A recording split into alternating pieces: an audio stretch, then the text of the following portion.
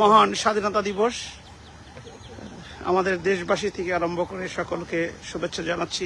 যদি অত্যন্ত saddest things happened yesterday, যেটা আপনারা দেখেছেন ফেরিঘাটে আমার আপনার মতো বাংলা ভাষায় কথা বলে দেশের নাগরিক যারা নির্মম তার শিকার হয়েছেন, ফেরিঘাট থেকে পড়ে নদীর অতল গহীনে তারা জীবনপাত করেছেন, তাদের প্রতি আজকে মহান স্বাধীনতা দিবসে শোকসপ্ত পরিবারের প্রতি সমবেদনা জ্ঞাপন করছি।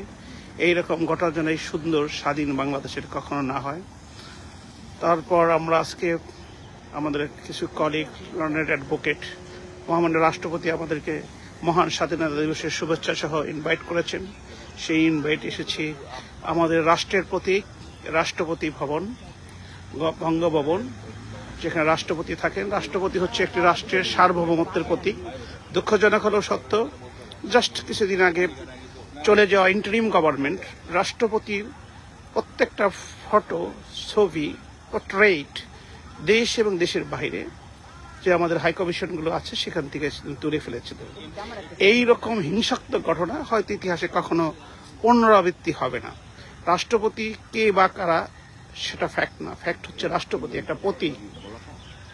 কিন্তু দুঃখজনক হলো সত্য, এই সবুজ এর মধ্যে লাল পতাকা খচিত রাষ্ট্রপতি হচ্ছে আমাদের সার্বভৌমত্বের প্রতীক।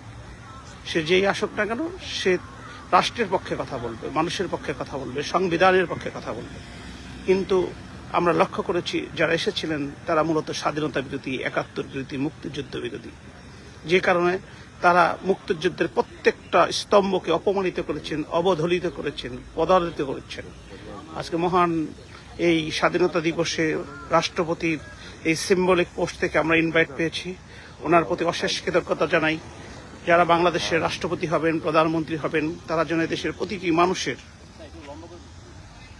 মানুষের আশা আকাঙ্ক্ষাকে প্রতিফলিত করতে পারেন, ধারণ করতে পারেন। সবাইকে মহান স্বাধীনতা দিবসের শুভেচ্ছা জানাচ্ছি। আসসালামু আলাইকুম।